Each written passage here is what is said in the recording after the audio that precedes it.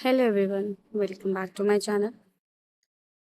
आज हम चैप्टर 4 का जो टॉपिक है फ्रेंच कॉलोनियल एम्बिशन वो स्टार्ट करने वाले हैं कि इंडिया में जो फ्रांसीसी आए वो किस रीज़न से आए, उनका क्या मकसद रहा और उन्होंने किस तरीके से यहाँ पे कॉलोनिज्म को अफेक्ट किया। ये सारी चीज़ें हम इस टॉपिक के अंदर पढ़ने वाले हैं। साथ में हम इसमें कुछ एंग्लो फ्रेंच वॉर के बारे में भी पढ़ेंगे, जो हमारे जो उसको हम कार्नेटिक वॉर कहते हैं। तो let's start the topic. French colonial ambition in India. French colonial ambition in India changed from threat to the dream of building an empire. It was a state driven effort, unlike the British model. तो इनका जो ambition था, अगर हम बात करते हैं फ्रांसीसियों का, जो एक एम्बिशन रहा, जो यहाँ पर उनका एम रहा, वो क्या था कि पहले वो ट्रेडिंग के लिए आए थे, बट उनका भी ना ड्रीम बन चुका था यहाँ पे अपनी एम्पायर को बिल्ड करना, खुद का रूल स्टार्ट करना, अपनी गवर्नेंस इस्टेब्लिश करना। तो it was a state driven effect, unlike the British model. अब यहाँ पर ना अगर देखा जाए तो जो फ्रांसीसी थे, ऐसा नहीं है कि ये इन्फ्लुएंसर्स नहीं, मतलब इन्फ्लुएंसिव नहीं थे उस टाइम पे या पावरफुल नहीं थे ये। बट ब्रिटिश ब्रिटिश जो एडमिनिस्ट्रेशन था, जो ब्रिटिश पावर थी, उसकी तरह नहीं था। मीन्स उस तरीके से इन्फ्लुएंस नहीं कर पाए यहाँ के रूलर्स को, ना कन्विंस कर पाए। और जिस तरीके से ब्रिटिशर्स ने किया यहाँ पे कि पहले उन्हें लालच दिया, अपना लॉस दिखाया, राजाओं का प्रॉफिट दिखाया और उन्होंने इस चीज़ को एक्सेप्ट किया। तो फ्रांसीसी ये सब करने में कहीं ना कहीं लैक कर रहे थे। द एवोल्यूशन ऑफ एम्बिशन, जो फर्स्ट टॉपिक है हमारा, तो शुरुआत कहाँ से होती है? मर्केंटाइल बिगनिंग, यानी कि सिंपली अगर देखा जाए तो ट्रेडिंग से स्टार्ट होती है, जो कि 1664 और 1740s का जो टाइम रहा। The French east India company des Indes Orientals was established in 1664 under King Louis XVI and his minister Jean Baptiste Colbert। तो लुई 16 के बारे में आपने डेफिनेटली अपने फ्रेंच रेवोल्यूशन के अंदर, आपने नहीं, सॉरी, आप तो 8th क्लास में हो, जब आप 9th क्लास में जाओगे तो आप लुई 16 के बारे में पढ़ोगे कि कौन है ये और फ्रेंच रेवोल्यूशन क्या था। तो 1664 में जो है फ्रेंच ईस्ट इंडिया कंपनी जो है इंडिया में स्टैब्लिश्ड होती है। और ये होती है किसके अंडर? जो लुई 16 थे उस टाइम पे फ्रेंच के राजा, जो फ्रेंच के रूलर थे, उनके अंडर, उनके जो मिनिस्टर थे जीन बैपटिस्ट कॉल्बर्ट, उनके अंडर होती है। Goal was to compete with the Dutch and British in spice, textile and dye trades। तो इनका गोल क्या था? compete करना ब्रिटिशर्स को और डचों को स्पाइसेस के मैटर में, टेक्सटाइल में और डाई ट्रेड मीन्स कि जो उस टाइम पे इंडिगो की जो खेती करी जाती थी उसमें। क्योंकि जो डाई ट्रेड्स होते हैं, यानी कि अगर हम बात करते हैं जो रंगने वाली जो वस्तुएं होती हैं, जो कपड़ों को कलर देती हैं, उसके व्यापार में। They set up trading posts in Surat, Masulipatnam, Pondicherry and Chandernagore. तो इन्होंने जो है अपनी ट्रेडिंग पोस्ट कहाँ कहाँ सेटअप की थी? सूरत में, मसूलीपट्टनम में, पौंडुचेरी में और चंदरनागुर में। उसके बाद क्या होता है कि इनका शिफ्ट होने लगता है, मतलब कि ट्रेडिंग से टेरिटोरियल एक्सपेंशन की तरफ बढ़ने लगते हैं, एक अपना एम्पायर बढ़ाने लगते हैं। तो 1740s का जो टाइम रहा और जो 1760s तक का जो टाइम रहा है, वो इनका टेरिटोरियल एक्सपेंशन का टाइम रहा है। मीन्स कि इनकी खुद की भी सेटलमेंट्स जो है स्टैब्लिश हो चुकी थी। So under governor general Joseph fancy और डुप्लेक्स, फ्रेंच स्ट्रैटेजी चेंज्ड। तो जब डुप्लेक्स यहाँ इंडिया आता है, और डुप्लेक्स ही वो इंसान था जो इंडियन आर्मी को यहाँ पे ट्रेन कर रहा था उस टाइम पे, फ्रेंच स्टाइल में, यूरोपियन स्टाइल में। तो जो इनकी स्ट्रैटेजी है वो पूरी तरीके से चेंज हो जाती है। He realized that by taking part in Indian states rivalries, the French could again gain power।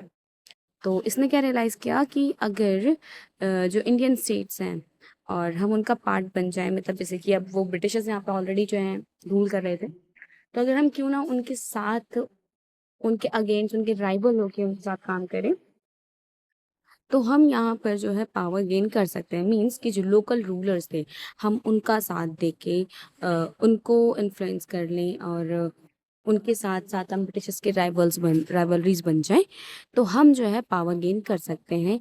ये डुप्लेक्स ने जो अंडरस्टैंड करी थी, ये वो बात थी। Bye supporting certain rulers of the Carnatic and Hyderabad, they got land and political influence. तो इन्होंने क्या किया, लोकल रूलर्स को, कुछ रूलर्स को सपोर्ट करना स्टार्ट कर दिया, उनकी आर्मी को ट्रेन करना स्टार्ट कर दिया, नई स्ट्रैटेजी सिखाने लग गए ये वॉर की। कार्नेटिक में जो कर्नाटक वाला रीजन है वहाँ, और जो हैदराबाद है वहाँ पे इनको फिर कुछ लैंड और पॉलिटिकल इन्फ्लुएंस जो है मिल चुकी थी। Duplex planned a French empire in India with a strong sepoy army trained in European ways. तो जो डुप्लेक्स था उसने पूरा प्लान किया हुआ था कि उसे यहाँ पे एक फ्रेंच एम्पायर जो है इस्टेब्लिश करना है, और एक स्ट्रॉन्ग सिपॉय सिस्टम होगा इनका। सिपॉय मीन्स सिपाही, आर्मी की बात करी जा रही है, और वो भी बहुत ट्रेंड होगी यूरोपियन वे में। तो इन्होंने इंडियन सोल्जर्स को ही यूरोपियन स्टाइल में ट्रेन करना स्टार्ट किया था। उसके बाद जो थर्ड पॉइंट है इनके एम्बिशन का, वो रहा confrontation with Britain. The French plan for a land empire brought them into direct conflict with the British. तो इन्होंने क्या प्लान किया कि जो इनका मतलब जो इनका एम्पायर है, ये डायरेक्ट अब कॉन्फ्लिक्ट करेंगे ब्रिटिशर्स के साथ। एक तरीके से मीन्स अगर देखा जाए तो कन्फ्रंट कर रहे हैं ब्रिटिशर्स के साथ कि हाँ, हम तुम्हारे दुश्मन हैं और हम तुमसे यहाँ पे लड़ेंगे और अपनी मोनोपोली को इस्टेब्लिश करेंगे। जैसे तुमने अपना एम्पायर बिल्ड किया हुआ है, वैसे हम भी करेंगे। तो इन्होंने ये चीज़ करी। This rivalry was fought in 3 Carnatic Wars. अब ये जो दुश्मनी थी इनके बीच की, ब्रिटिशर्स के और फ्रांसीसियों के बीच की, ये 3 कार्नेटिक वॉर्स में बदल जाती है, यानी कि 3 बार कार्नेटिक वॉर होती है। Though the French had some early successes, they were finally defeated. तो पहले की जो दो वॉर्स होती हैं, इनको इनको सक्सेस मिलती है, मतलब जीतते हैं ये।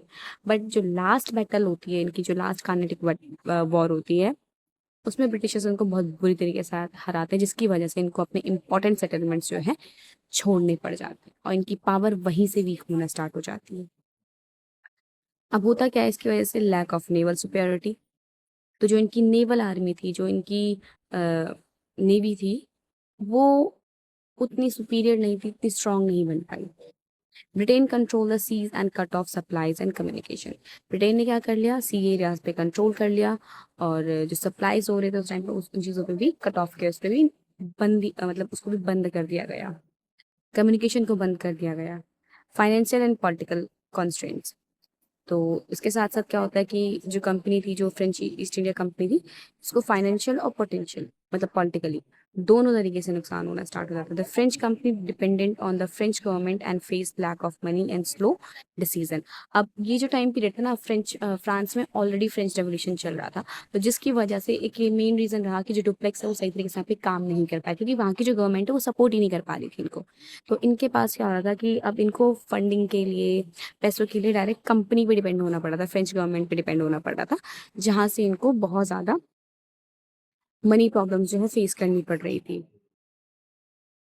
डिफीट होता है इनका द बैटल ऑफ वांडीवास। जो वांडीवास की बैटल होती है 1760 में, वो इनकी पावर को पूरी तरीके से खत्म कर देती है और ब्रिटिश वहाँ पे जीत जाते हैं और ये हार जाते हैं।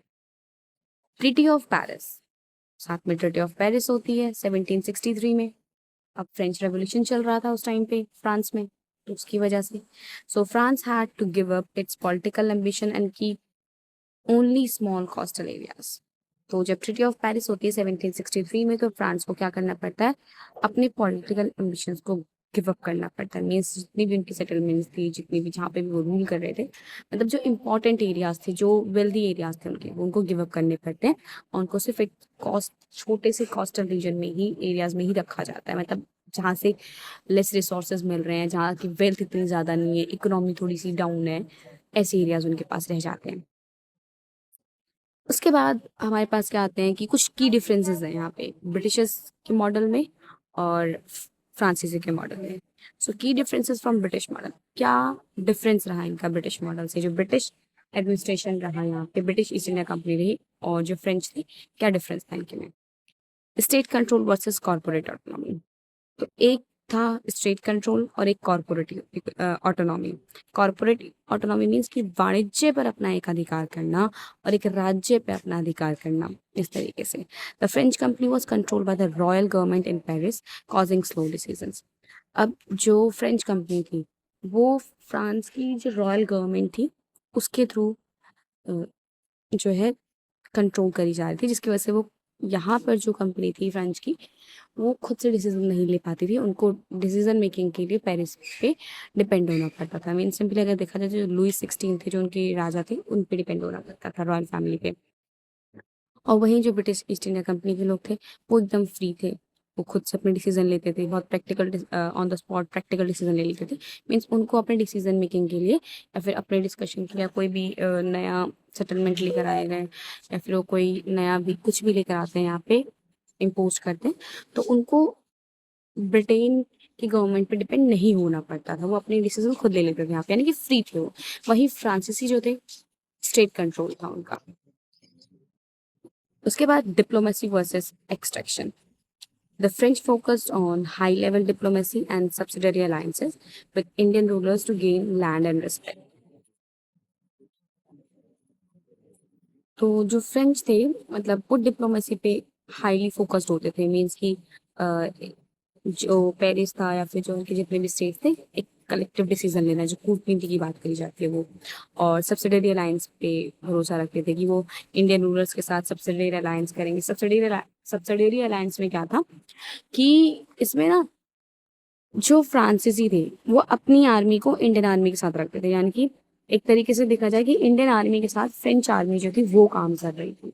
एक अलायंस बनाया हुआ था जहाँ पे सब्स्टिट्यूशन चल रहा था कि हम आपका साथ दे रहे हैं, इसके बदले में आपको भी हमें कुछ देना पड़ेगा। तो मतलब एक तरीके से ये था कि अपनी आर्मी फ्रेंच आर्मी का इंडियन आर्मी के साथ अलायंस बना के पावर को गेन करना, ये इनका था मोटिव कि लैंड गेन कर लेंगे, रिस्पेक्ट मिल जाएगी, नहीं क्योंकि ऑलरेडी ट्रेन कर रहे थे। डुप्लेक्स जो था वो ऑलरेडी इंडियन आर्मी को ट्रेन कर रहा था यूरोपियन स्टाइल में, तो ये सब्सिडरी अलायंस पे फोकस कर रहे थे।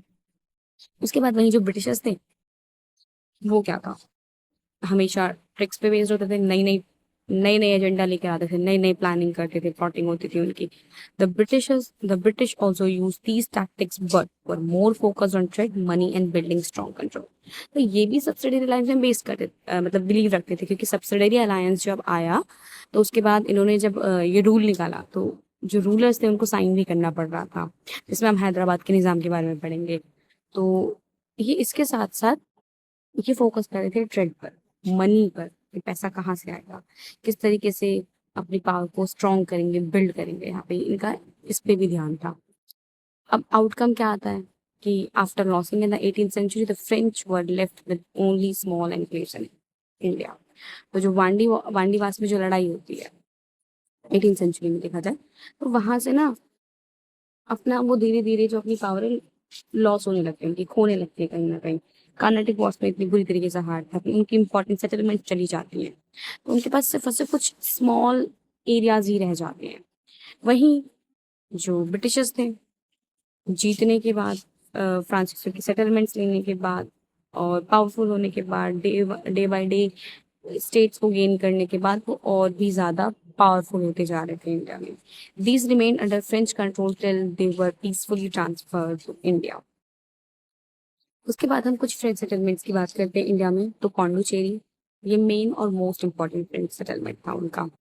उसके बाद कराईकल, ये एक स्मॉल टाउन था कोरोमंडल कोस्ट के पास।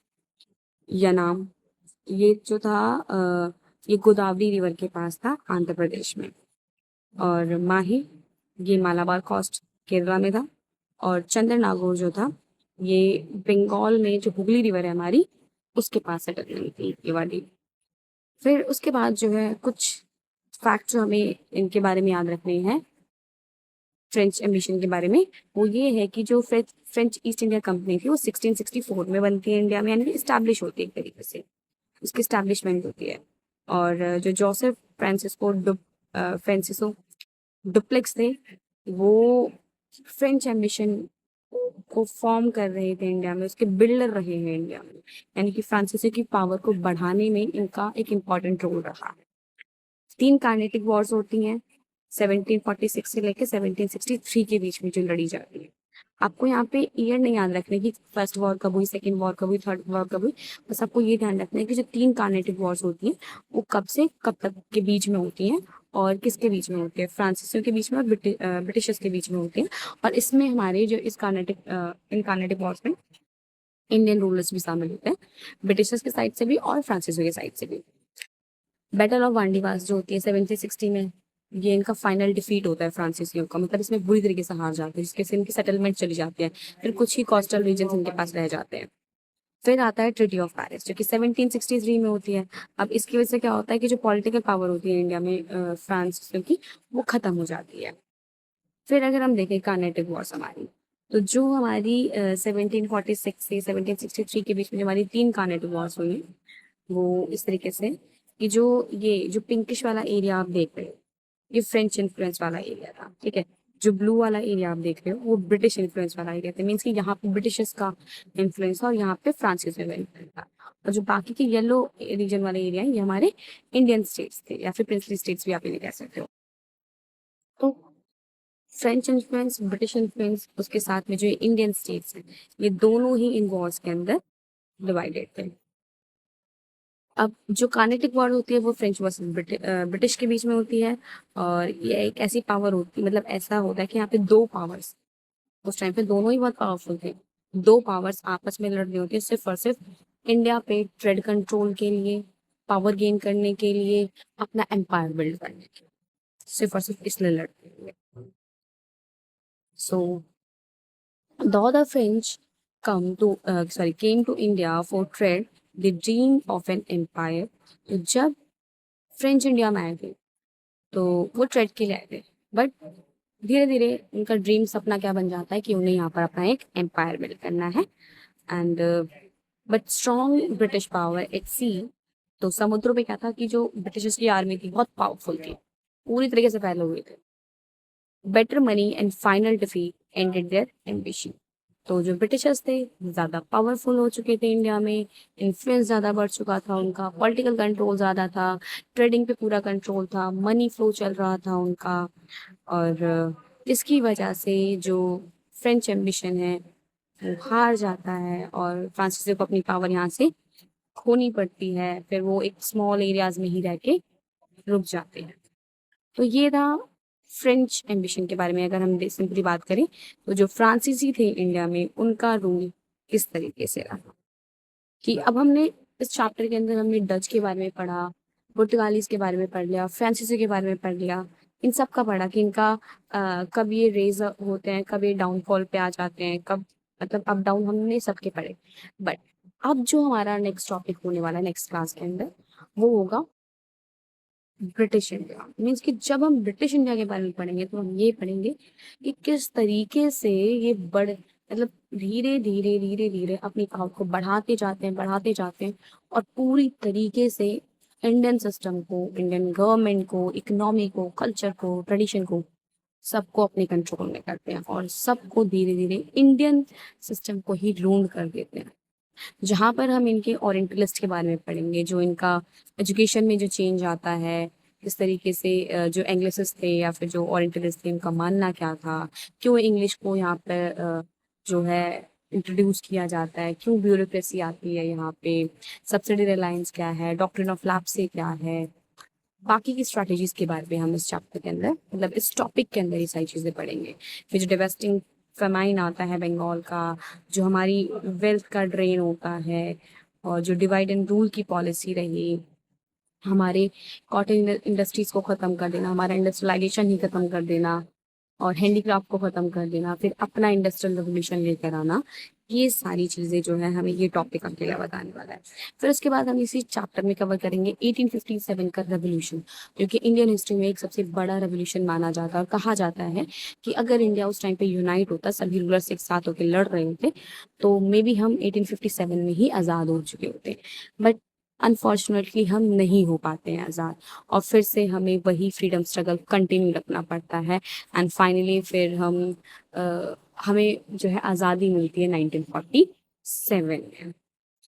सो बाकी का जो टॉपिक है, बाकी के जो चीज़ें हैं वो हम बाद में मतलब आगे ही क्लासेस में कवर करने वाले हैं।